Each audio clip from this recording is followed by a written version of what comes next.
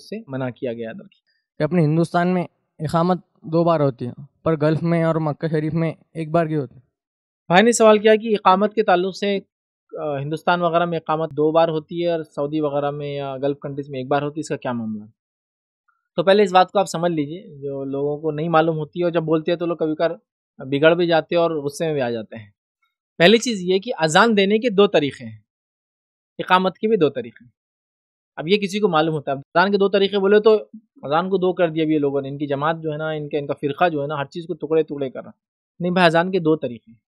अज़ान के 2 तरीक़े में एक जो कॉमन तरीक़ा है, जिस तरीक़े से अज़ान दी जाती है पूरे दुनिया में, वो तरीक़ा वही है जो हमारे पास भी दिया था और सऊदी में भी दिया था। इसमें 4 बार अल्लाहु अकबर होता, 2 बार अशहदु अन ला इलाहा इल्लल्लाह होता, 2 बार अशहदु अन्ना मुहम्मद रसूलुल्लाह होता। ये है अज़ान का तरीक़ा। मतलब 4 बार अल्लाहु अकबर और 2 बार उसके बाद के अल्फाज रहते। समझ रहे हैं बात को? तो ये अज़ान का एक तरीक़ा है। और एक अज़ान का दूसरा तरीक़ा है जो नहीं दिया जाता है हमारे पास और कहीं भी नहीं होता आमतौर से, लेकिन वो भी तरीक़ा सुन्नत है। वो तरीक़ा ये है कि अज़ान ऐसी दी जाती है, अल्लाहु अकबर अल्लाहु अकबर अल्लाहु अकबर अल्लाहु अकबर अल्लाहु अकबर अल्लाहु अकबर अल्लाहु 8 बार बोला जाता है। अशहदु अन ला इलाहा इल्लल्लाह, अशहदु अन ला इलाहा, अशहदु अन ला इलाहा इल्लल्लाह, अशहदु अन ला इलाहा। तो इसमें क्या होता है मालूम आपको? अल्लाहु अकबर 8 बार होता है, अशहदु अन ला इलाहा इल्लल्लाह जो 2 बार बोलते हैं इसमें 4 बार होता है। आप समझ गए? अब अज़ान के हिसाब से इकामत उसकी आधी होती है। अज़ान के हिसाब से इकामत उसकी आधी होती है। तो जो अज़ान एखेरी अज़ान बोलते हैं उसको, जो हम लोग देते हैं इंडिया में भी और सऊदी में भी देते हैं, तो उसकी इकामत भी एखेरी होना चाहिए। मतलब इकामत हाफ होती है अज़ान का। हम बस अज़ान में कितनी बार बोलते हैं अल्लाहु अकबर? 4 बार। तो इकामत में कितनी बार बोला जाएगा? हमारे पास प्रॉब्लम ये है, अज़ान एखेरी होती है, इकामत दोहरी होती है। आप समझिए इसको। तो वहाँ पास अज़ान देते हैं 4 बार वाली और इकामत भी देते हैं 4 बार वाली, जबकि अज़ान 4 वाली तो इकामत 2 वाली। आप समझ गए? तो अगर अज़ान अल्लाहु अकबर अल्लाहु अकबर अल्लाहु अकबर अल्लाहु अकबर अशहदु अन ला इलाहा इल्लल्लाह अशहदु अन ला इलाहा इल्लल्लाह अशहदु अन्न मुहम्मद, ये अज़ान अगर है तो इसकी इकामत कैसी होगी? अल्लाहु अकबर अशहदु अन ला इलाहा इल्लल्लाह अशहदु अन्न मुहम्मद रसूलुल्लाह हय्या अलस सलाह हय्या अल फलाह क़द क़ामतिस सलाह 2 बार, चूंकि ये पहले नहीं होता। क़द क़ामतिस सलाह अल्लाहु अकबर ला इलाहा इल्लल्लाह। तो वहाँ पर अज़ान देते एखेरी, इकामत देते दोहरी। सऊदी में क्या करते हैं? अज़ान देते एखेरी, इकामत देते एखेरी। वहाँ पर अज़ान देते एखेरी, इकामत देते दोहरी। अब इल्म नहीं है कि अज़ान 2 टाइप की है तो इकामत बदल जाती है, इकामत आधी होती है अज़ान की। नतीजा क्या होता है?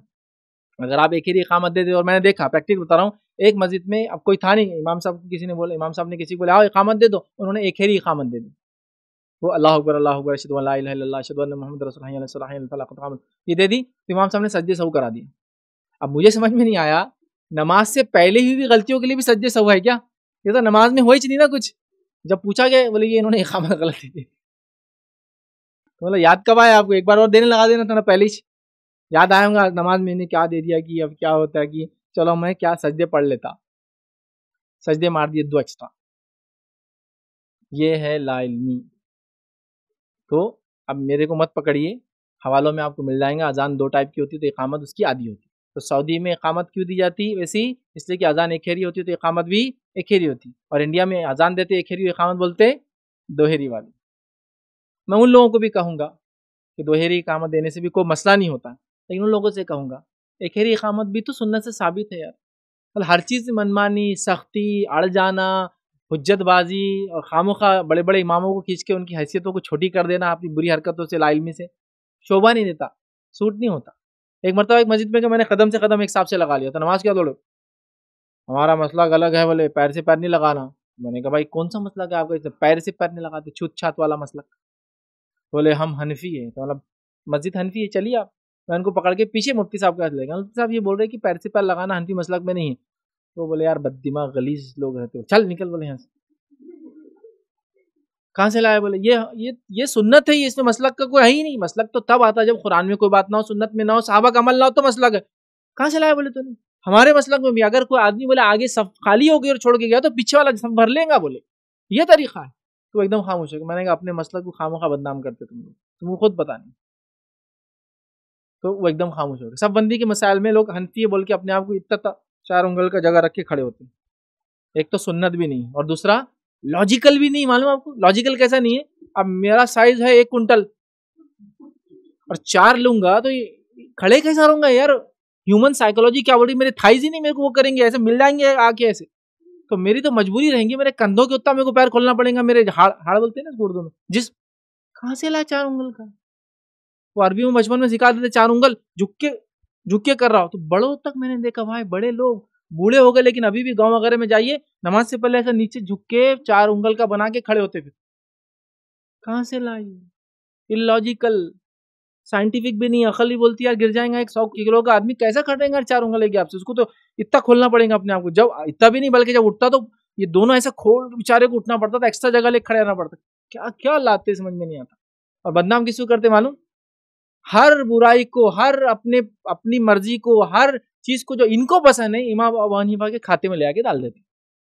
इमाम साहब नहीं, कहाँ से लाए यार तुमने? क्यों बदनाम करते कि इमाम को खामोखा?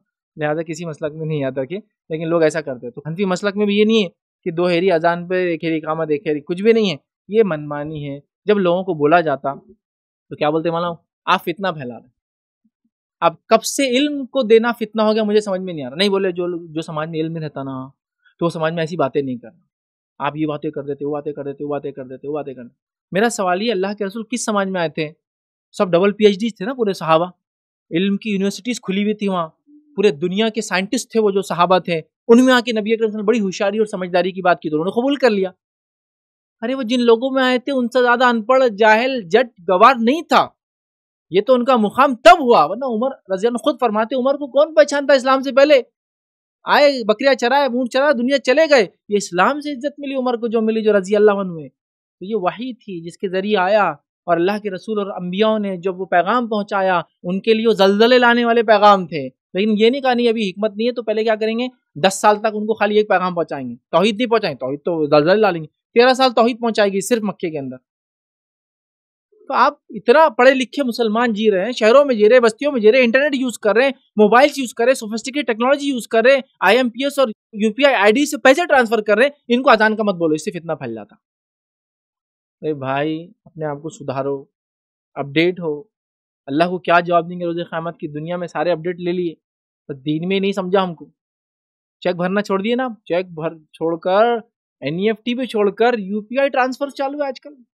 इतनी अकल आ गई दुनिया में, और दीन का बोले तो नहीं फितना कर रहे साहब, ये 2000 का नहीं, वो फितना नहीं, इल्म है ये। अब लो और अपडेट करो अपने आप। तो फिर ले आके क्या करते, वही खाते में डाल दी इमाम हनीफा साहब के कि ये हनफी है हम। पढ़ लो अपना मसलक भी। ऐसा नहीं है कि मसाले जो है इस मामले में ये बिल्कुल वाज़ेह चीज़ है और ये सुन्नत अमल है, इसमें किसी का इख्तिलाफ राय नहीं। हाँ किसी को समझ नहीं थी, एक चलन पड़ा तो एक अलग बात है, 2 हेरी भी दे दे 1 हेरी पर, 1 हेरी पे 2 हेरी, कोई मसला नहीं है। बट इल्म ये है कि अजान वैसी हो तो इकामत वैसी हो, अजान ऐसी हो तो इकामत ऐसी। किसी ने सवाल किया?